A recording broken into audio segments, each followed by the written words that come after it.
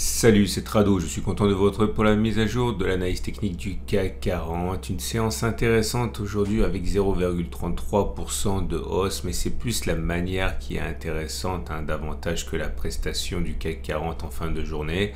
Pour différentes raisons, parce qu'il vient de se produire quelque chose qui est très rare et qu'on va expliciter un petit peu plus tard. En tout cas, dans l'immédiat, on peut le voir. Ce petit support intermédiaire ici tient, regardez, c'était un serre résistance. Qui a été cassé, qui a été retesté et sur lequel on redémarre pour l'instant. Alors, en termes de price action, c'est très intéressant pour différentes raisons. Je l'ai dit tout d'abord parce que c'est une bougie verte, ça veut dire qu'on a clôturé plus haut que l'on a ouvert. Mais c'est surtout parce que cette configuration s'appelle 3 soldats blancs. Bon, forcément, au moment où ça a été créé, c'était blanc, là c'est vert, mais l'idée c'est la même chose, c'est que c'est très rare. Ça va avoir 3 bougies, une au-dessus de l'autre, et puis surtout chaque bougie ouvre dans le corps précédent mais termine au-dessus du corps précédent, comme ça.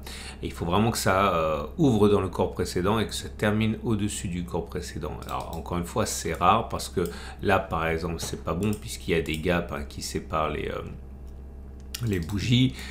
J'ai remonté un petit peu, j'ai pas backtesté parce que c'est trop rare pour être testé, mais regardez, j'en ai repéré un pour vous ici. Alors il est imparfait en ce sens que les bougies doivent normalement être longues, mais enfin bon, c'est dans l'esprit c'est un 3 soldats blancs. Ok, là c'est pas bon non plus puisque vous avez des gaps. Donc là non plus c'est pas bon parce que vous avez des gaps. Ok, mais en tout cas vous l'aurez compris, quand c'est comme ça, c'est vraiment intéressant parce que ça montre la force discrète mais puissante des acheteurs qui se manifestent et ça veut dire normalement que ça devrait continuer de monter.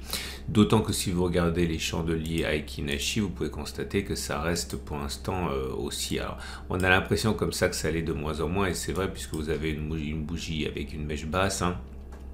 Mais ça reste quand même globalement haussier. Et puis encore une fois le Thrill and Break qui mine de rien enchaîne une nouvelle fois un bloc vert. On le sait, c'était statistique et c'est pour ça que j'aime beaucoup le Thrill and Break. Je ne vais pas en parler maintenant. Également à savoir qu'au niveau des éléments techniques, on a la moyenne mobile à 7 jours et la moyenne mobile à 20 jours dont l'orientation haussière ne peut plus maintenant être remise en cause. Autrement dit, la tendance immédiate est haussière, la tendance générale est haussière, la moyenne mobile à 50 jours et toujours descendante mais en au-dessus, autrement dit la tendance de fond est plutôt neutre. Attention, croisement M7 M50, on a déjà testé cette stratégie, on sait que ça fonctionne. On a également la moyenne mobile à 200 jours qui est là mais elle est descendante, on est en dessous, donc la tendance de long terme est encore baissière.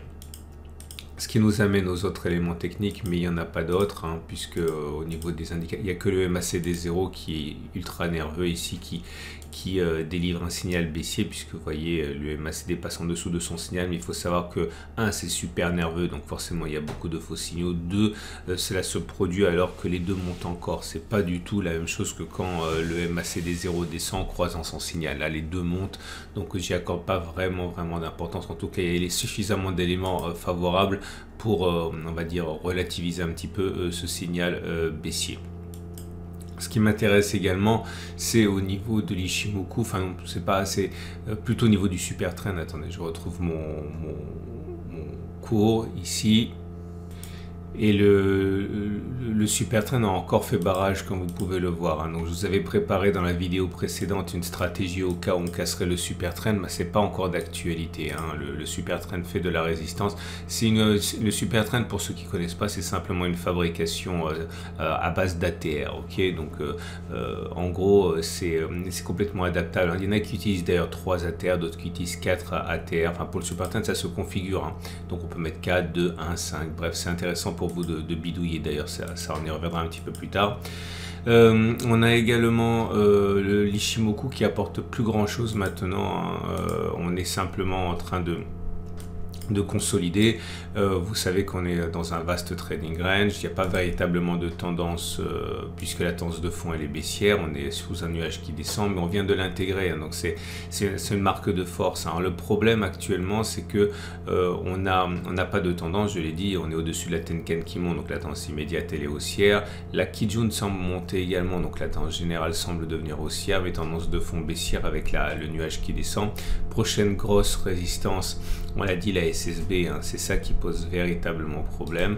Et puis tous ces plats. Alors le problème des plats, et j'aime bien les plats, c'est pas la question, hein, mais dans les périodes de consolidation où on revient un petit peu sur le nuage, c'est pas ce qui manque, hein. Donc vous pouvez difficilement utiliser un plat pour spéculer à la baisse, hein, parce que vous savez pas exactement lequel va finalement se rallier. Moi, je vous invite vraiment à regarder la difficulté que constitue le dernier twist. Moi, j'aime bien faire ça, ok, lorsqu'il y a beaucoup de résistance. Et puis, considérer que tous les autres, en fait, sont des obstacles à la hausse, mais pas aussi déterminants que le twist, hein. Et donc j'aimerais maintenant, et ça va faire, comme il n'y a pas de backtest aujourd'hui, parce que j'aimerais revenir sur quelque chose qui me semble important, c'est le moment de passer sur les petites unités de temps. Et ça va faire en fait l'objet de la didactique, hein, du didacticiel du jour. Et on va regarder ce qu'on peut faire avec l'ATR. Parce que je vous montre encore une fois la manière dont je fabrique mes matrices de trading. Je vais passer directement à la matrice d'exécution, c'est celle-là. Et je vous montre maintenant la précédente matrice de trading, celle qui a été à la base de mon travail de la journée. Regardez, c'était cette zone verte ici, 62,46, 62,30.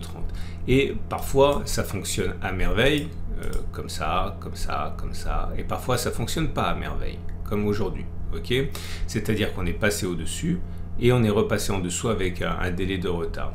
Si on regarde en fait l'origine, hein, de cette zone de résistance, hein, il faut la chercher sur les données 4 heures. Okay, pour moi, c'est ça l'origine, c'est ce plus haut qui était ici et qui, par transparence, hein, se retrouve sur les données horaires. Enfin, c'est pas ce dont je veux parler. Ce dont je veux parler, c'est justement l'utilité de l'ATR. Parce que quand ça fonctionne pas très bien, c'est-à-dire lorsque ça déborde un petit peu comme ça, c'est là qu'on a besoin d'un outil quand même qui rationalise ce qu'on fait. Imaginons que l'on soit rentré, par exemple, allez, je dis n'importe quoi, à 6240. Okay, soit parce que vous avez eu un signal, soit parce que vous considérez qu'on est dans la zone de résistance.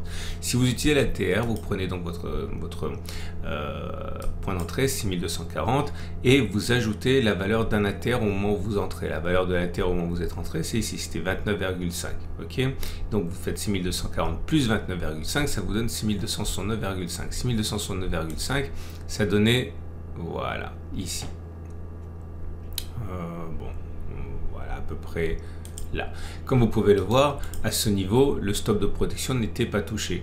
Et ça sert à ça d'avoir un ATR. Ça sert à dire, voilà, je ne sais pas ce qui va se passer, mais si le marché devient un petit peu foufou, on se garde quand même une marge de manœuvre correspondant à la volatilité historique, hein, de l'action ou de l'indice. Et là, finalement, en gros, l'ATR, c'est un outil qui permet de tenir compte de la volatilité sur les 14 dernières périodes en se disant, voilà, même si on est un petit peu foufou et qu'on va chercher la volatilité maximale moyenne des 14 dernières périodes, et bien normalement on ne devrait pas aller chercher 6269,5.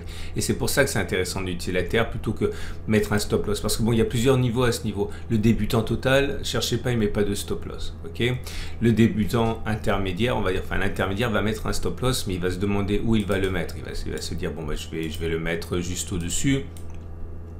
Comme ça, et généralement il se fait déclencher. Je vais le mettre avec un peu de marge de manœuvre. Le problème c'est que si vous le mettez un petit peu comme ça, n'importe comment, ben, le problème c'est dans l'objectif, hein, parce que si vous êtes rentré à 6240 et que vous avez un stop de protection ici que vous avez mis au pif, 0,88, si vous avez raison une fois sur deux, ce qui est quand même le lot, hein, des traders débutants, il faut faire au moins 0,88 à la baisse pour que vous gagniez tout en ayant un ratio gain-risque au moins supérieur à 1 pour pouvoir espérer vous enrichir à le long terme si vous avez raison une fois sur deux. Alors que si vous avez mis un stop de protection plus serré, on l'a dit par exemple à 6270 ici, 6269,5, et bien non seulement vous avez un stop de protection qui vous coûtera moins cher en points, mais vous avez un objectif qui a besoin d'être moins exigeant parce que vous êtes rentré ici, vous avez un stop de protection mettant à 0,45%, votre objectif il est à 0,45% dans l'autre sens. Bon, on n'y est pas. Bon, après c'est pas où vous êtes entré, hein. Pour l'instant on n'y est pas, mais au moins vous voyez que bon, si vous êtes entré un petit peu plus haut vous l'avez fait. Si vous l'avez fait un peu plus bas, vous n'y êtes pas. L'idée surtout, c'est que vous pouvez espérer être gagnant plus rapidement que si vous avez un stop de protection qui est stratosphérique. Ok. Après, il y a toujours la possibilité, mais j'y reviendrai à un autre moment si vous dans une autre vidéo, de prendre des bénéfices partiels. Comme ça, vous verrouillez certains gains. C'est une possibilité que beaucoup aiment bien mettre en place, la prise de profit partiel à mesure que le trade va dans votre sens. Et c'est une possibilité, encore une fois, qui doit être considérée. Donc voilà à quoi ça sert l'ATR. Ok, vous voyez sur les poussées comme aujourd'hui. Je vais mettre à jour la matrice aujourd'hui. Je vous rappelle qu'à titre personnel, je travaille avec mon sponsor IG que je recommande pour le trading de court terme. Je mets à jour la plateforme, comment ça s'appelle, la matrice sur le site. On va donc passer pour terminer au trade du jour. C'est toujours la même chose. Moi, je me méfierais beaucoup si vous êtes baissier. Non pas que je pense qu'on n'ira pas plus bas à terme. Je n'en sais rien. Je suis pas, j'en sais rien du tout. Je suis pas dans le secret des dieux. Mais là, on a quand même des éléments haussiers qui doivent pas être écarté, notamment les 3 soldats blancs. Alors, clairement, ça veut dire quoi? Si vous êtes haussier, eh bien, je pense pas que vous puissiez entrer maintenant, clairement. À moins que vous mettiez, par exemple, au plus serré, un stop de protection sous les 3 soldats blancs, 1,8%. Vous visez au moins 1,8%, ça vous amène là. Ce que j'aime pas avec le trade haussier actuellement, c'est que vous avez des obstacles quand même qui sont importants. Le gap ici sur lequel beaucoup de traders vont sortir de leur trade haussier, les obliques qui se multiplient, etc. Puis une progression qui, même si la pression elle est haussière, la progression elle est quand même significative. Depuis les plus bas, on en est à 8%, donc c'est dangereux à mon avis d'acheter. Maintenant, c'est plutôt de la gloutonnerie, du FOMO. Mais en tout cas, c'est pas parce que je ne suis pas acheteur sur les niveaux actuels que je ne suis pas haussier, ou plutôt inverse, c'est pas parce que je suis haussier que je suis acheteur pour autant. Mais en tout cas, la pression elle est haussière. Je pense que les traders ont vraiment envie d'aller reboucher les gaps et pour avoir l'esprit tranquille avant d'envisager une continuation de la baisse. Par contre, si vous êtes baissier, je pense vraiment que vous avez matière ici à constituer un trade. Alors, comme je l'ai dit à plusieurs reprises, je pense qu'on est parti pour remonter quelque chose. Alors, au début je pensais que ça serait comme ça, visiblement ça n'a pas suffi, donc plutôt quelque chose comme ça maintenant, ou pourquoi pas également prendre tout ce trading range. En tout cas, si vous prenez tout ce trading range, si vous pensez que la situation elle est horrible et qu'il n'y a aucune raison d'avoir terminé le bear market, ce que vous pouvez faire, et je l'ai déjà dit, c'est à mesure que l'on monte comme ça, et bien construire votre position avec un stop de protection final au-dessus de cette zone-là. Ok, donc clairement, ça veut dire que si vous commencez à spéculer la baisse maintenant, vous avez un stop de protection à 12%. Attention, il ne faut pas travailler avec n'importe quoi quand vous avez un trade de moyen terme.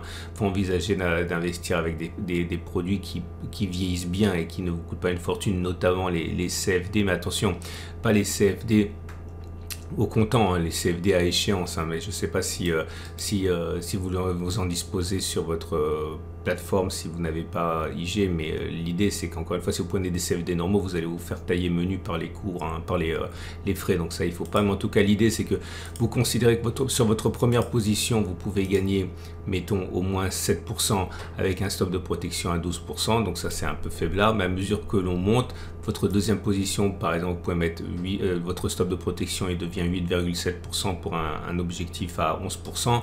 Et sur votre dernière position, là c'est là que c'est vraiment jackpot.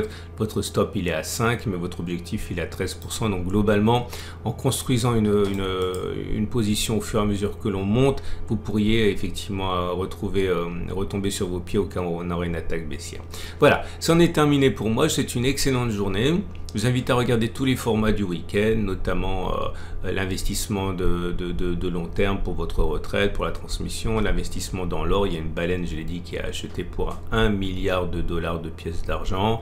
Le trading de court terme pour ceux qui ont le plus de temps. Les cryptos pour ceux qui veulent profiter des soldes et commencer à investir pour le long terme en Bitcoin. Bref, beaucoup de choses vous attendent. Je vous souhaite une excellente journée. Je vous dis à demain pour la mise à jour.